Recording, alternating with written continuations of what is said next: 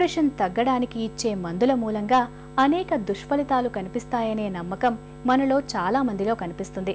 నిజానికి నేటి ఆధునిక వైద్యంలో మానసిక కుంగుబాటును తగ్గించడానికి అనేక రకాల చక్కటి మందులు మనకు ఇవాళ అందుబాటులో ఉన్నాయి. డిప్రెషన్కు చికిత్స, మందుల వాడకం గురించి ఇప్పుడు తెలుసుకుందాం.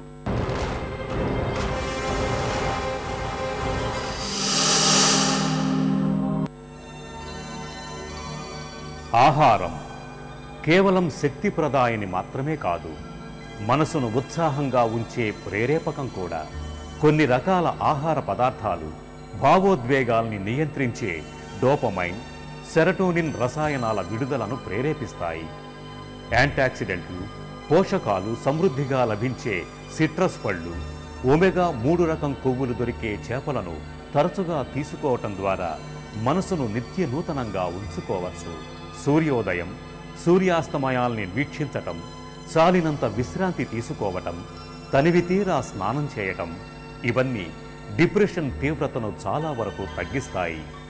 ఎవరైనా సరే దిగులుగా ఉంటే, బాధగా ఉంటే, వెదగా ఉంటే వాళ్ళకు కొంచెం ఊరట ఇవ్వడం అనేది ఖచ్చితంగా అవసరం. అది ఒక చిన్న మాటే కానివ్వండి, లేకపోతే భుజం చేసి బుజ్జగించడం కానివ్వండి, లేకపోతే కొంచెం రీఅష్యూర్ చేయడం కానివ్వండి, ఏ విధంగానైనా ట్రీట్మెంట్ అవసరం. డిప్రెషన్ జబ్బుగా వచ్చినప్పుడు ఖచ్చితంగా ట్రీట్మెంట్ చేయాలా. ఎంత త్వరగా ట్రీట్మెంట్ చేస్తే అంత మంచిది.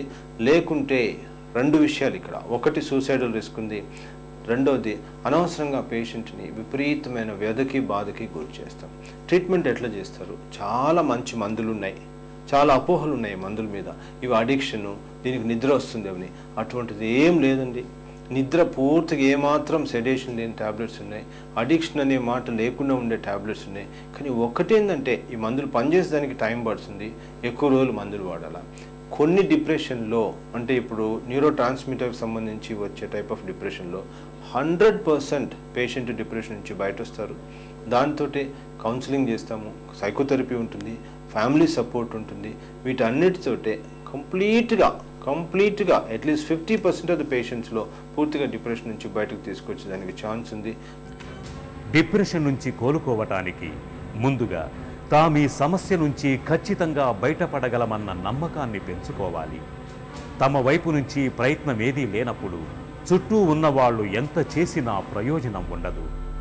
మనసును ఎప్పుడూ ఖాళీగా ఉంచకూడదు.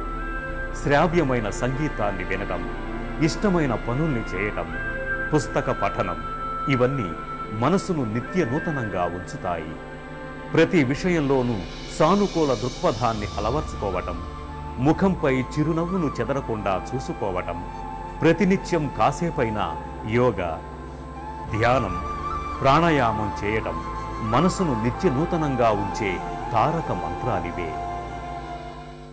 మానసికంగా మనిషిని కుంగదీసి అంతులేని వ్యధకు లోను చేసే డిప్రెషన్కు కారణాలు, మానసిక వ్యాకులతను అధిగమించే మార్గాల గురించిన ప్రత్యేక కథనాన్ని చూశాం కదా.